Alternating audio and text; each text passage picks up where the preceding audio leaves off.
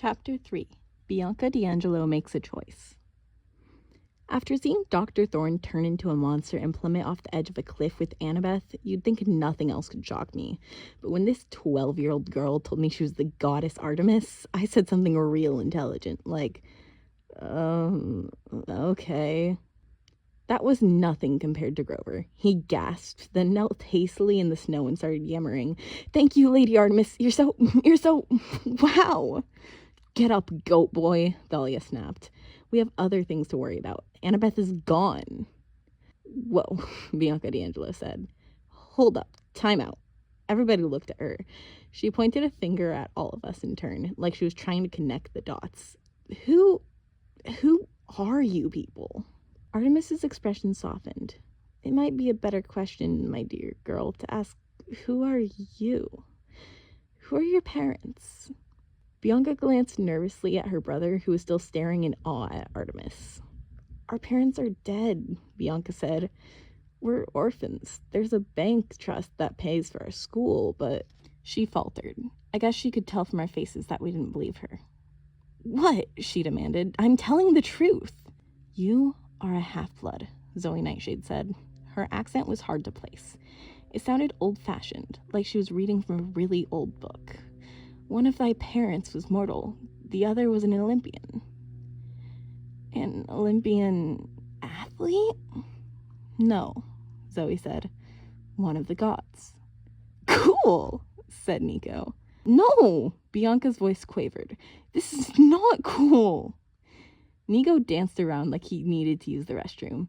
"Does Zeus really have lightning bolts that do 600 damage? Does he get extra movement points for— Nico, shut up!" Bianca put her hands to her face.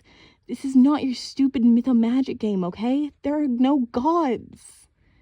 As anxious as I felt about Annabeth, all I wanted to do was search for her. I couldn't help feeling sorry for the D'Angelos. I remembered what it was like for me when I first learned I was a demigod. Thalia must have been feeling something similar because the anger in her eyes subsided a little bit. "Bianca, I know it's hard to believe, but the gods are still around. Trust me, they're immortal. And whenever they have kids with regular humans, kids like us, well, our lives are dangerous." "Dangerous," Bianca said. "Like the girl who fell." Thalia turned away. Even Artemis looked pained. "Do not despair for Annabeth," the goddess said. "She was a brave maiden. If she can be found, I shall find her." "Then why won't you let us go look for her?" I asked. "She is gone. Can't you sense it, son of Poseidon? Some magic is at work. I do not know exactly how or why, but your friend has vanished." I still wanted to jump off the cliff and search for her, but I had a feeling that Artemis was right. Annabeth was gone. If she'd been down there in the sea, I thought I'd be able to feel her presence. "Ooh!" Nico raised his hand. "What about Dr. Thorne? That was awesome how you shot him with arrows. Is he dead?" "He was a manticore," Artemis said. "Hopefully he's destroyed for now, but monsters never truly die. They reform over and over again, and they must be hunted whenever they reappear. Or they'll hunt us," Thalia said. Bianca D'Angelo shivered. "That explains... Nico, you remember last summer, those guys who tried to attack us in the alley in DC? And that bus driver," Nico said. "The one with ram's horns. I told you that was real." "That's why Grover has been watching you," I said, "to keep you safe if you turned out to be half-bloods." "Grover?" Bianca stared at him. "You're a demigod?" "Well, a satyr, actually." He kicked off his shoes and displayed his goat hooves. I thought Bianca was going to faint right there. "Grover, put your shoes back on," Thalia said. "You're freaking her out." "Hey, my hooves are clean." "Bianca," I said, "we came here to help you. You and Nico need training to survive. Dr. Thorne won't be the last monster you meet. You'll need to come to camp." "Camp?" she asked. "Camp Half-Blood," I said. "It's where half-bloods learn to survive and stuff. You can join us. Stay there year-round if you like." "Sweet, let's go," said Nico. "Wait," Bianca shook her head. "There is another option," Zoe said. "No, there isn't," Thalia said. Thalia and Zoe glared at each other. I didn't know what they were talking about, but I could tell that there was some bad history between them. For some reason, they seriously hated each other. "We've burdened these children enough," Artemis announced. "Zoe, we will rest here for a few hours, raise the tents, treat the wounded, retrieve our guests' belongings from the school." "Yes, my lady." "And Bianca, come with me. I would like to speak with you." "What about me?" Nico asked. Artemis considered the boy. "Perhaps you can show Grover how to play that card game you enjoy. I'm sure Grover would be happy to entertain you for a while. As a favor to me?" Grover just about tripped over himself getting up. "You bet! Come on, Nico." Nico and Grover walked off towards the woods, talking about hit points and armor ratings and a bunch of other geeky stuff. Artemis led a confused-looking Bianca along the cliff. The hunters began unpacking their knapsacks and making camp. Zoe gave Thalia one more evil look, then left to oversee things. As soon as she was gone, Thalia stamped her foot in frustration. The nerve of those hunters! They think they're so... Ugh. "I'm with you," I said. "I don't trust..." "Oh, you're with me?" Thalia turned on me furiously. "What were you thinking back there in the gym, Percy? You'd take on Dr. Thorne all by yourself? You knew he was a monster." If we'd stuck together, we could have taken him without the hunters getting involved. Annabeth might still be here. Did you think of that?" My jaw clenched. I thought of some harsh things to say, and I might have said them too. But then I looked down and saw something navy blue lying in the snow at my feet. Annabeth's New York Yankees baseball cap. Thalia didn't say another word. She wiped a tear from her cheek, turned, and marched off, leaving me alone with a trampled cap in the snow.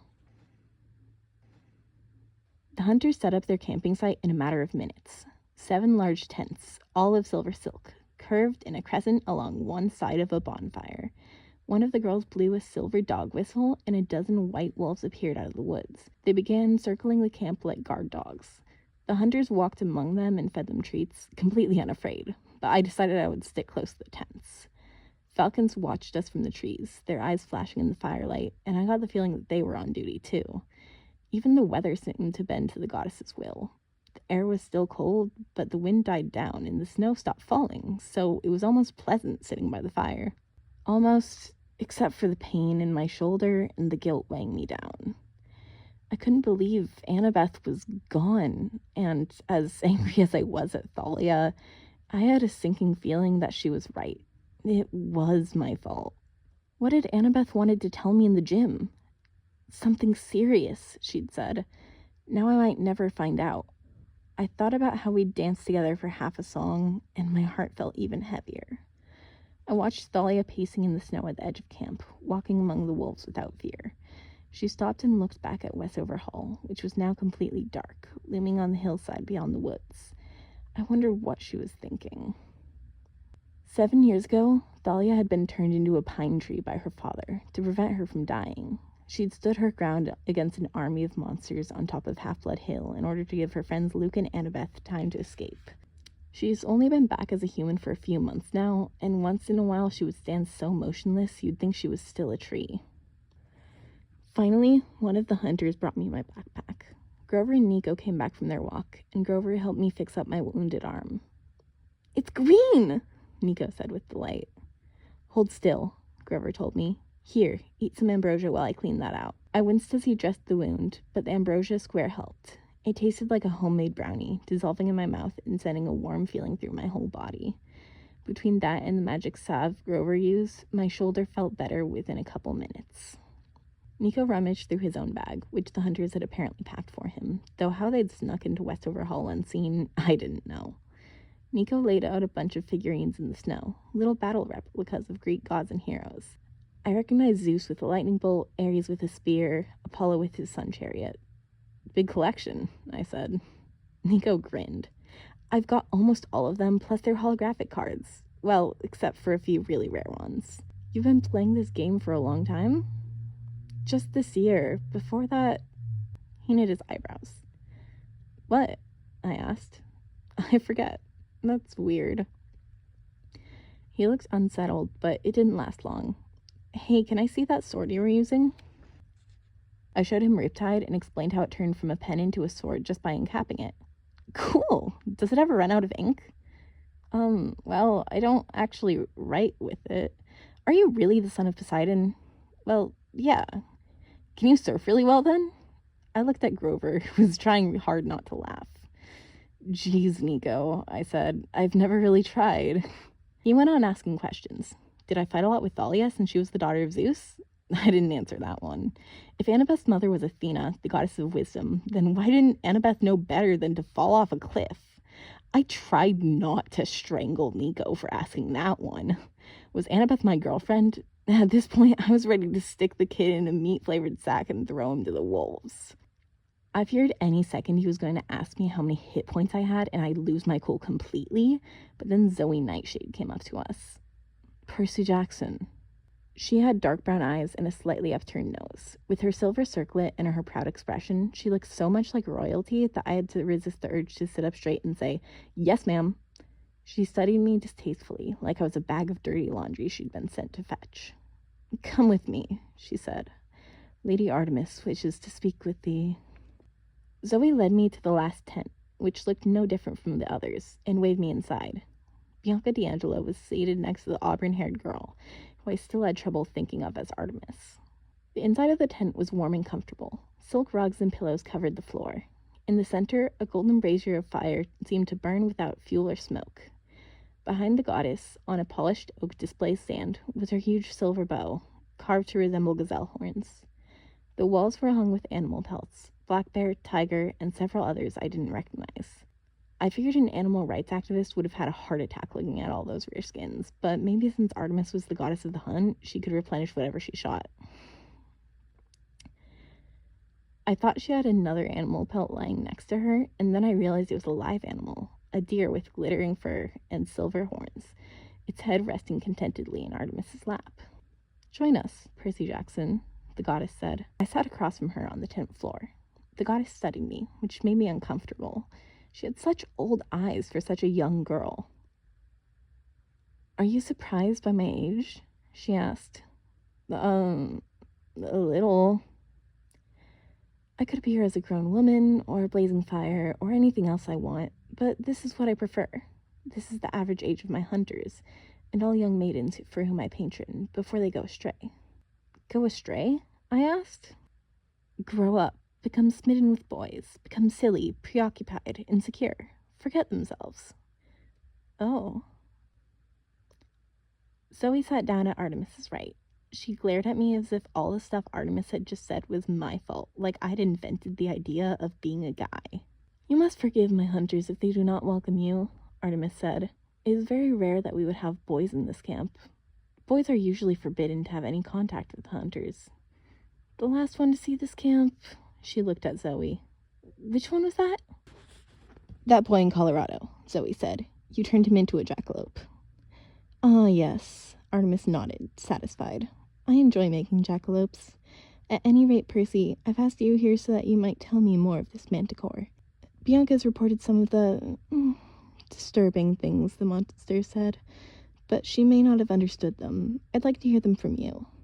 And so I told her. When I was done, Artemis put her hand thoughtfully on her silver bow. I fear this was the answer. Zoe sat forward. "The scent, my lady." "Yes." "What scent?" I asked. "Things are stirring that I have not hunted in millennia," Artemis murmured. "Prey so old I've nearly forgotten." She stared at me intently. "We came here tonight sensing the manticore, but he was not the one I seek. Tell me again exactly what Dr. Thorne said." I hate middle school dances." No, after that." "He said somebody called the General was going to explain things to me." Zoe's face paled. She turned to Artemis and started to say something, but Artemis raised her hand. "Go on, Percy," the goddess said. "Well, then Thorne was talking about the great stir pot?" "Stirring," Bianca corrected. "Yeah, and he said, 'Soon we shall have the most important monster of all, the one that shall bring about the downfall of Olympus.'" The goddess was so still she could have been a statue. "Maybe he was lying," I said. Artemis shook her head. "No, he was not. I've been too slow to see the signs." I must hunt this monster. Zoe looked like she was trying very hard not to be afraid, but she nodded. We will leave right away, my lady. No, Zoe, I must do this alone. But Artemis, this task is too dangerous even for the hunters. You know where I must start my search. You cannot go there with me. As you wish, my lady. I will find this creature, Artemis vowed, and I shall bring it back to Olympus by the winter solstice. It will be all the proof I need to convince the Council of the Gods how much danger we are in.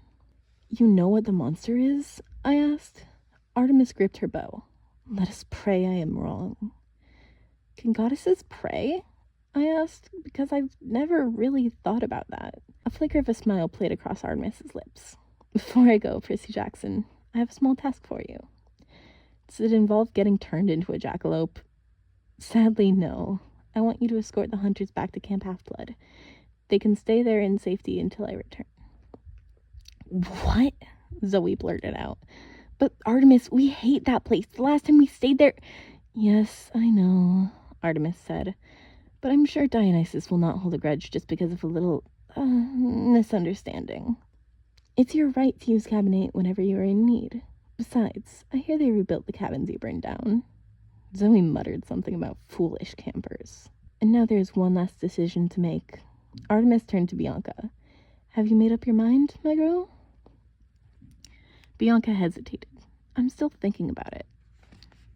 Wait, I said. Thinking about what? They've invited me to join the hunt. What? But you can't. You have to come to Camp Half-Blood so Chiron can train you. It's the only way you can learn to survive. It is not the only way for a girl, Zoe said. I couldn't believe I was hearing this. Bianca, camp is cool. It's got a Pegasus stable and a sword fighting arena, and I mean, what do you get by joining the hunters? To begin with, Zoe said, immortality. I stared at her, then at Artemis. She's kidding, right? Zoe rarely kids about anything, Artemis said. My hunters follow me on my adventures. They are my maidservants, my companions, my sisters in arms. Once they swear loyalty to me, they are indeed immortal, unless they fall in battle, which is unlikely, or break their oath. What oath? I said. To forswear romantic love forever, Artemis said. To never grow up, never get married, to be a maiden eternally. Like you. The goddess nodded. I tried to imagine what she was saying, being immortal, hanging out with only middle school girls forever. I couldn't get my mind around it. So you just go around the country recruiting half-bloods? Not just half-bloods, Zoe interrupted. Lady Artemis does not discriminate by birth. All who honor the goddess may join. Half-bloods, nymphs, mortals. Which are you, then? Anger flashed in Zoe's eyes. That is none of thy concern, boy. The point is Bianca may join if she wishes. It is her choice. Bianca, this is crazy, I said. What about your brother? Nico can't be a hunter. Certainly not, Artemis agreed. He will go to camp. Unfortunately, that's the best boys can do. Hey, I protested. You can see him from time to time, Artemis assured Bianca. But you will be free of responsibility. He will have the camp counselors to take care of him. And you will have a new family. Us. A new family, Bianca repeated dreamily. Free of responsibility. Bianca, you can't do this, I said. It's nuts. She looked at Zoe. Is it worth it? Zoe nodded. It is. What do I have to do? Say this, Zoe told her. I pledge myself to the goddess Artemis. I pledge myself to the goddess Artemis. I turn my back on the company of men, accept eternal maidenhood, and join the hunt. Bianca repeated the lines. That's it? Zoe nodded. If Lady Artemis accepts thy pledge, then it is binding. I accept it, Artemis said. The flames in the brazier brightened, casting a silver glow over the room. Bianca looked no different, but she took a deep breath and opened her eyes wide. I feel stronger. Welcome, sister, Zoe said. Remember your pledge, Artemis said. It is now your life. I couldn't speak. I felt like a trespasser and a complete failure. I couldn't believe I'd come all this way and suffered so much only to lose Bianca to some eternal girls' club. Do not despair, Percy Jackson. You will still get to show the D'Angelos your camp. And if Nico so chooses, he can stay there. Great, I said, trying not to sound surly. How are we supposed to get them there? Artemis closed her eyes. Dawn is approaching. Zoe, break camp. You must get to Long Island quickly and safely. I shall summon a ride from my brother. Zoe didn't look real happy about this idea, but she nodded and told Bianca to follow her. As she was leaving, Bianca paused in front of me. I'm sorry, Percy, but I want this. I really, really do. Then she was gone, and I was left alone with the 12-year-old goddess. So, I said glumly, we're getting a ride from your brother, huh? Artemis's silver eyes gleamed. Yes, boy. You see, Bianca D'Angelo is not the only one with an annoying brother. It's time for you to meet my irresponsible twin, Apollo.